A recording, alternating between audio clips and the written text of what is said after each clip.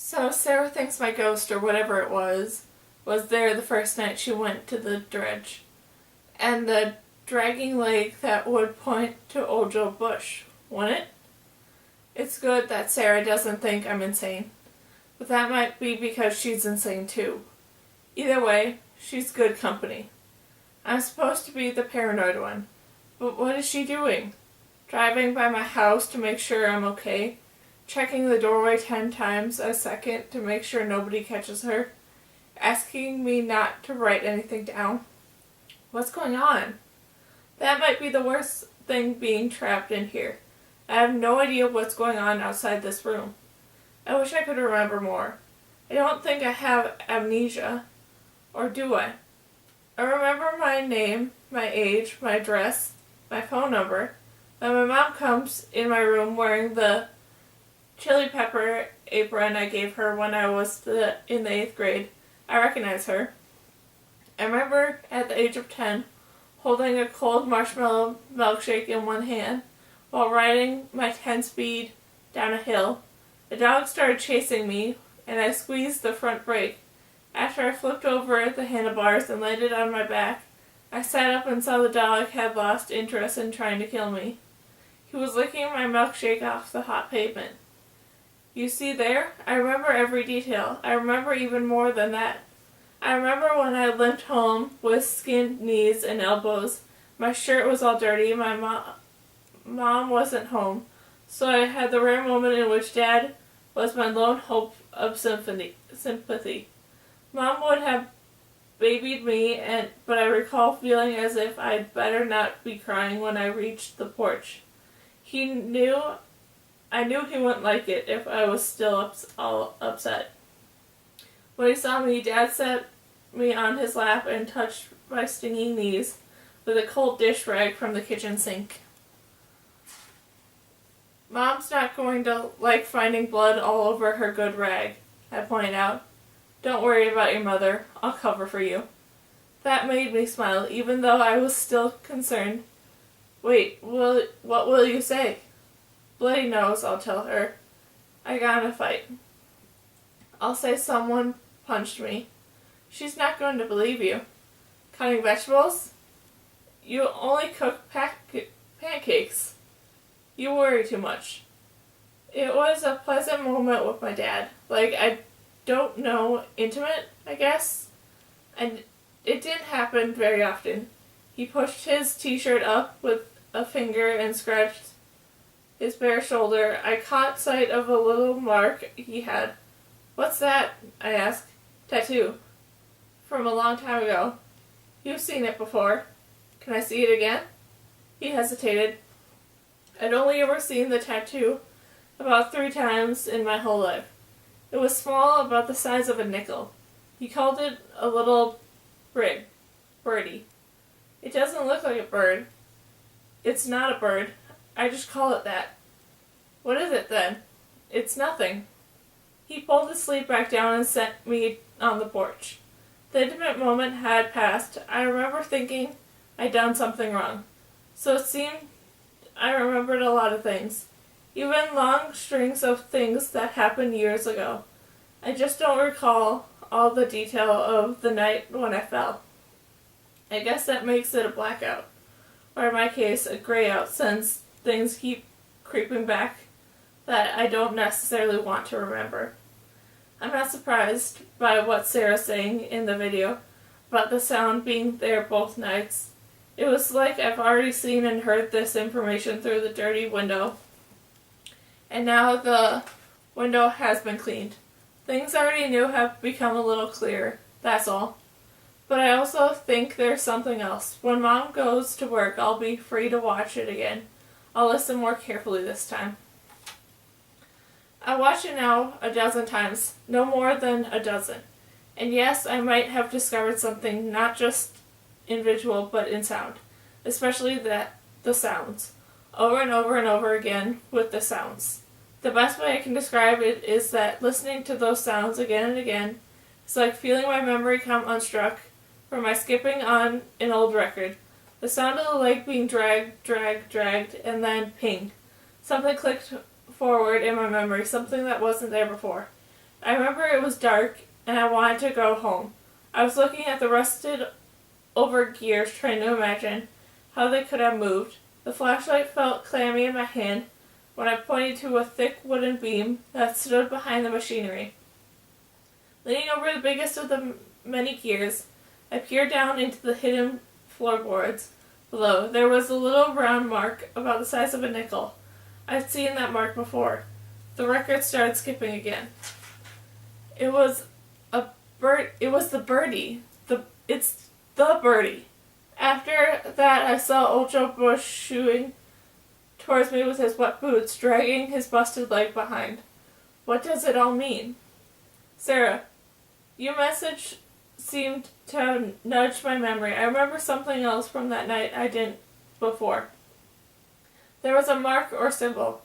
I'm not certain what it was, but I saw something carved into the wooden plank where I stood. It was hidden behind the machinery on the floor. I've drawn a picture and scanned it so you can see it. The carving looked like this. Now don't get too hysterical because I have no idea what this means yet. I'm pretty sure my dad has a tattoo of the same mark. About the same size too. It looks kind of like a bird or an eyeball with some extra junk sticking out. I'm going to talk to my dad. Don't worry. Not about what I saw. Not yet, at least. I'm going to ask him about old Joe Bush and the dredge and see if he tells me anything. My dad could be connected to the dredge somehow, which is really freaking me out. I don't want to assume anything. It's also possible I'm imagining what I think I saw. Don't tell anyone this, okay? But sometimes I feel like my mind is playing tricks on me. I was thinking about the birdie, about an old memory I had, and then I watched a video a dozen times in a row and suddenly I remembered seeing the same thing at the dredge that night. Which memory came first? They are both real, or is one of them imaginary? I spent a lot of time thinking about the things like this too. Too much time. Listen, Sarah, don't think I'm going to make it unless it turns into a story. I'm going to crack under all the pressure. I can feel it. So if it's a story, right? It's called The Ghost of Old Joe Bush. That's what it is, a phantom killing by metal and machineries at the dredge. I have to give it a name and write it down so it won't scare me too much. There's a phantom that carries a hammer in one hand and a lantern in the other. Where did the phantom come from? Why is it pounding on the machinery with the hammer? One of its legs is covered in blood and the blood has left a trail. I could follow the trail if I want to. If it would lead to the bottom of the Black Lake and the secret of someone's hiding. This could be the very spooky tale if I really put my mind to it. You think? I'm calling my dad up here to talk to him and then I'm going to write down everything he says. Maybe he'll tell me something. Because I'm injured, sometimes he's sympathetic when I hurt. I'll have to ask the right questions. I have a feeling my parents are paying close attention, even more when I arrived. They keep warning me not to contact you. Don't get in touch with me very often. Only when you have to. Let's take it slow. Be careful, Ryan. P.S. I'm feeling a little better today. I think I'm going to take the stairs by myself tomorrow and sit outside. The air is starting to catch that chill I like so much in the late afternoon. I talked to my dad. I'll try and get it all down here. This is just like I heard it, I swear. I can remember what we said because I knew I'd have to remember. It was almost like I recorded the conversation so I could write it down after. I started off by asking him, "Do you remember when I crashed my bike and you cleaned me up?"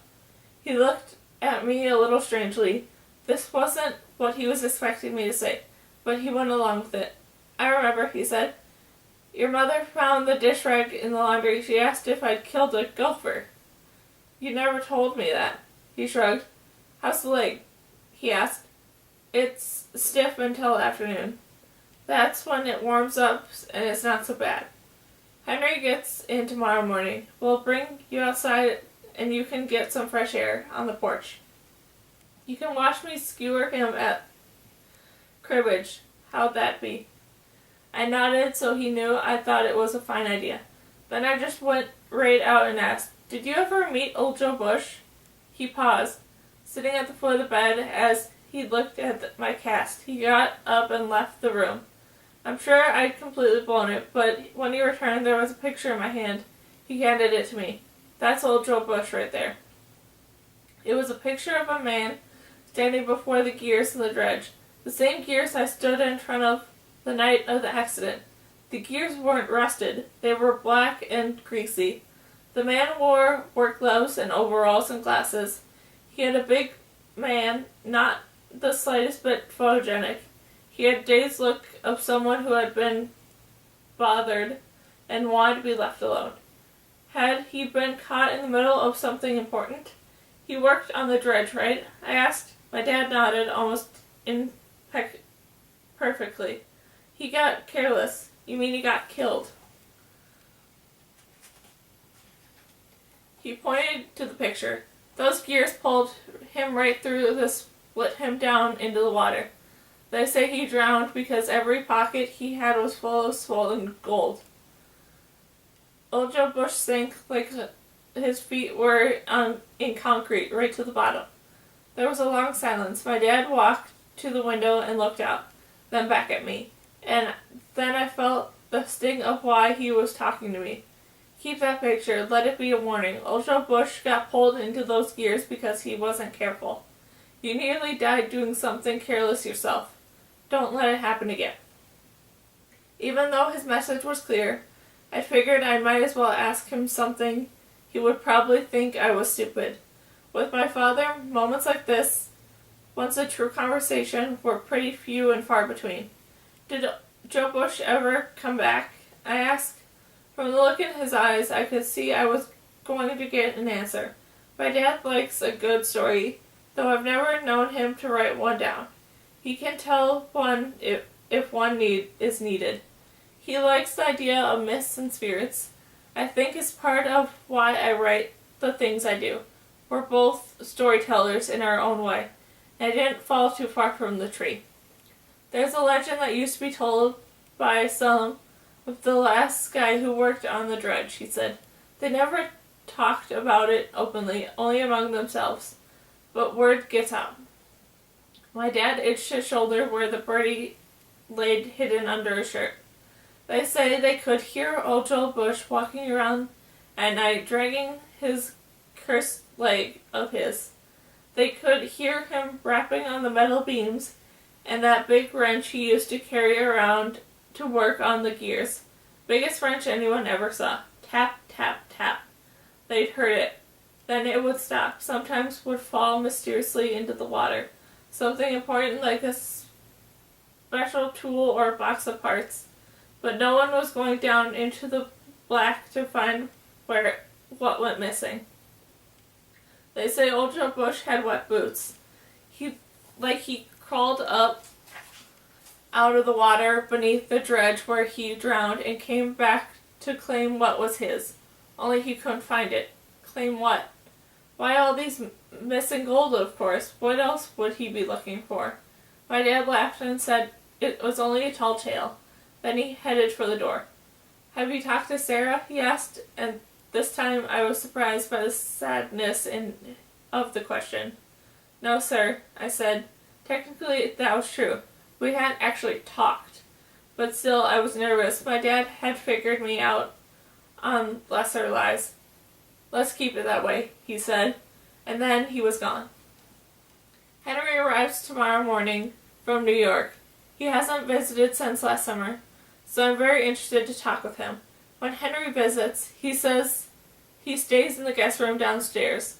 He and my dad are sort of like best friends. I guess they fly fish, hike, play cards, and laugh a lot. My dad doesn't usually laugh that much, so it's very noticeable when Henry is around. Like Henry because, for starters, he's talkative. It can be difficult to make him shut up. So if you want to know the truth, I think that it's something to do with the fact that everyone else is pretty quiet around here. And he's used to more noise in the city. Maybe the sound of his own voice is like the drowning background noise he's accustomed to. Henry wears rainbow-colored suspenders and a crisp white shirt everywhere he goes, so you can see the good time coming from a long way off. He has mutton chops and I don't mean for dinner, really wide like Elvis from the 70s sideburns.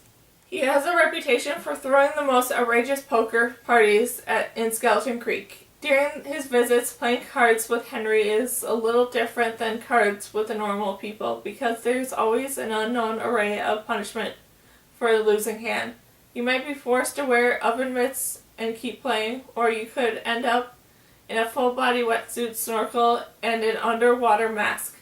And there are ridiculous wigs, crank calls to wives and girlfriends, blocks of ice that need sitting on, and helium balloons to be inhaled, with preposterous scripts to be read in chipmunk voices.